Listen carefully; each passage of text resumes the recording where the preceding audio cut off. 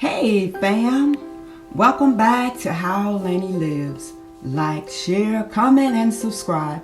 This is Black History Month, and I wanted to talk a little bit about my ancestors that traveled from Africa to America.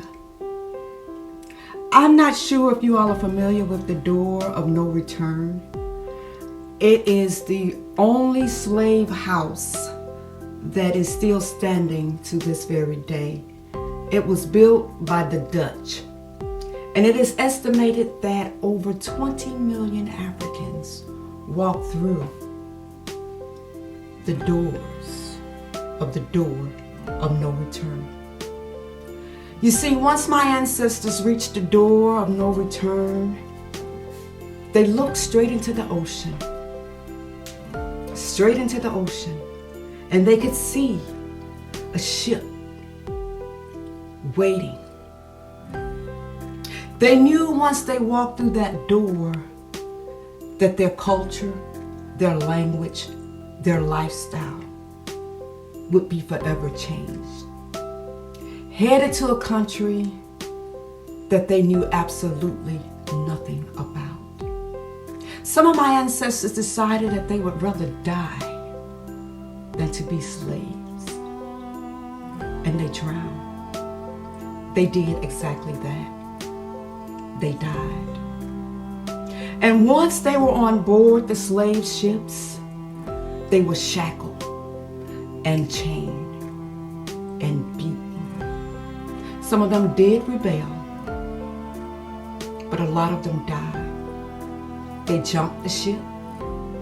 Some of them did jump the ship, and some of them were thrown off of the ships.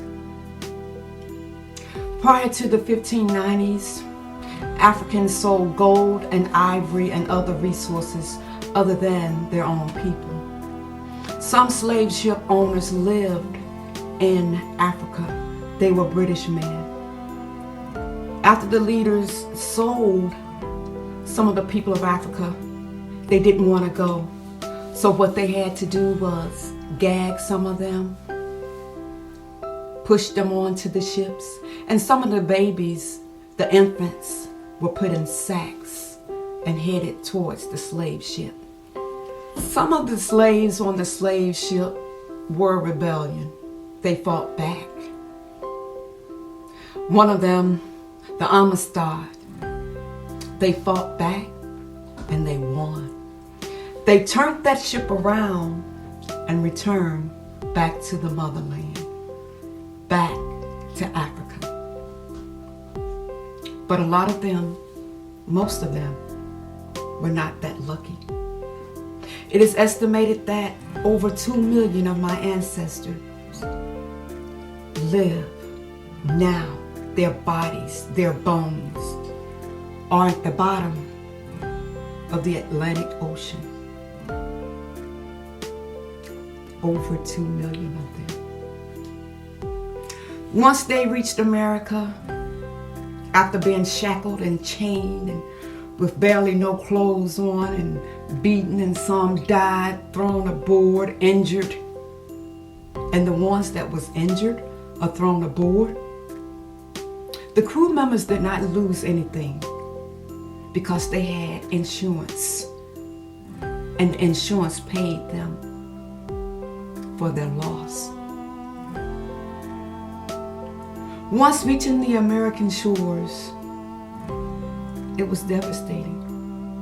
No language, no nothing, no culture, not knowing what the next day would bring. Can you imagine being on a ship for 3 to 4 months? Anywhere from 250 to 600 people on one ship, shackled, chained, not a lot of food, not knowing what the next day would bring. Next to one another, all bodily fluids all over the place. Not to mention if you were a woman and it was that time of the month. Can you just imagine that? the hell that they had to live through for 2 or 3 months at a time. And on top of that, hardly any clothing, the bare minimum. And when they reached the shores of America, even those bare minimum clothing was struck away from them, leaving them exposed to the whole world with no dignity, no respect. But still we persevered. We worked on the plantation. We built this country that we know as the United States of America. And there came a point when people of color wanted more. They wanted more out of life. In 1863, Lincoln signed the Emancipation Proclamation and rebellion to the United States of America. It wasn't that he wanted to do it, but he was rebelling. And in 1865, the 13th Amendment abolished slavery. But you see, at that point, my ancestors had no place to go. They couldn't jump ship and go back to Africa, to the motherland. They were stripped of their language, everything that they knew, living here in a foreign land. They were free, but they weren't free. So what the majority of them had to do was continue to live on the land that was provided by the people, the very same people that enslaved them for so many years. And by staying there, they didn't have a name. They couldn't use their own name because their name was African names. So that is why they took on the name of the slave owners, the Carters, the Johnsons, the Jones, the Smith. Those were the slave names that the Africans used because those were the only names they knew.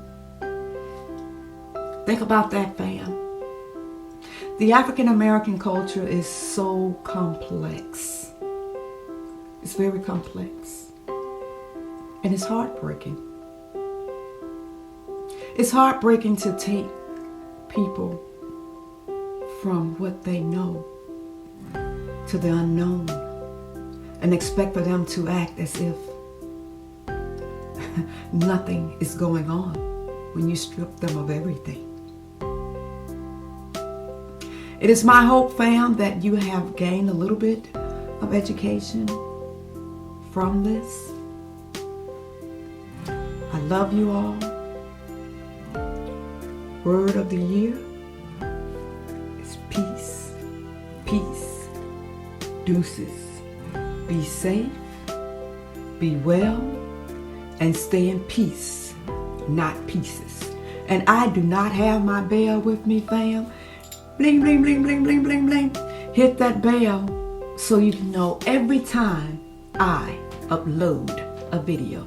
Love y'all, fam. See you next time.